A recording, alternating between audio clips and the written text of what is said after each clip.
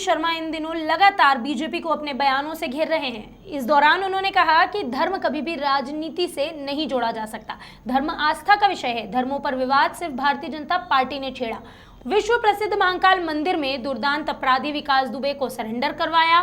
सिर्फ कांग्रेस ही नहीं बल्कि पूर्व सीएम जो कि बीजेपी से है उमा भारती ने भी इस पर सवाल खड़े किए और विकास दुबे को जिनका संरक्षण मिला है पूछताछ के बाद पता होना चाहिए था, लेकिन एनकाउंटर और महाकाल मंदिर का शुद्धिकरण जरूरी है। सावन का महीना भी है, इसलिए शुद्धिकरण तो जरूरी होता ही है। शिवराज के ग्वालियर दौरे पर पीसी शर्मा ने आक्रामक रुख अपनाया। उन्होंने कहा कि शिवराज ने शपथ ली है, कोरोना पैर पसार रहा है। एमपी में कोरोना नहीं विकास का एनकाउंटर हुआ। शिवराज का दौरा कोरोना के लिए नहीं बल्कि चुनावों के लिए है। साथ ही साथ उन्होंने सरकार कोरोना मामले में फेल हुई है ऐसा भी कहा।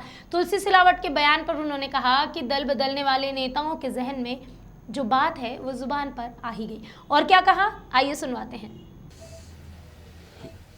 धर्म को कभी कांग्रेस पार्टी ने राजनीति में लेकर नहीं आए हैं और कोई सा भी धर्म हो वो आस्था की बात रही है। और सभी कांग्रेस पार्टी ने महात्मा गांधी के नेतृत्व में जो आज़ादी की लड़ाई लड़ी उसमें संविधान में इसीलिए सर्वधर्म समभाव की बात आई और सभी धर्मों को अपनी अपनी धर्म को अपनाने का और उसमें अपनी श्रद्धा रखने का हक दिया गया था।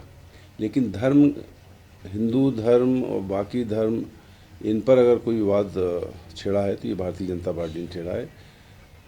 हमारे पूर्व मुख्यमंत्री कमलनाथ जी जब बदनावर गए तो उसके पहले महाकाल में दर्शन करके गए, लेकिन उसी महाकाल के मंदिर में जो विश्व प्रसिद्ध है, जहां उन्होंने करोड़ों रुपए अपनी सरकार के समय स्वीकृत किए थे धर्मस्व मंत्रिता में 350 करोड़ रुपए, उसमें किस तरह से एक ऐसा अपराधी जिसने 8 पुलिस वालों की हत्या की थी उसको लाके वहां सरेंडर कराया जाता है।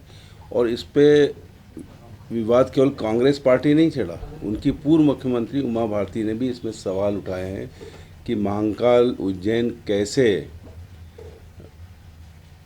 जो विकास दुबे जो अपराधी था वो आ गया, पूरा मध्य प्रदेश लांग के कैसे आ गया और कभी कहीं किसी ने चेक कैसे नहीं किया उसको। और वहाँ का एक सिक्योरिटी गार्ड वो उसको बताता है कि मैं विकास दुबे कानपुर वाला हूँ और फिर पुलिस को इन्फॉर्म किया जाता है। जो भी घटना वहाँ पर हुई वहाँ के थानेदार को रात को हटा दिया गया। और ये सब चीज़ें और वहाँ के एक एडिशनल एसपी का वीडियो वायरल हुआ है कि ये कानपुर पहुँच ही नहीं पाएगा। और बहुत से नेताओं ने, बहुत से पत्रकारों ने कहा था कि इसके एनकाउंटर हो जाएगी और वो हुई जैसा वो था। सवाल उस बात का नहीं है, अपराधी था उसको मारा ही जाना था, लेकिन उसको जो लोग यहाँ उज्जैन तक लेके आए, उसको जो संरक्षण मिल रहा था इसके पहले भी उसने एक राज्य मंत्री की थाने के अंदर हत्या की थी और छूट गया था। तो ये सब बातें उजागर होने की बात थी।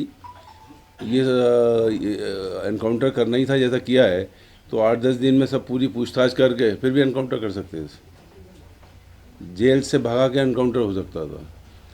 पर वो चीज़ें जो सफ़ेद पोश लोगों का उससे संपर्क जो था वो जो उजागर नहीं हुआ, मैं समझता हूँ कि बात केवल उसकी है, उसके साथ वो सब उनके जो संपर्क थे वो सब दफन हो गए।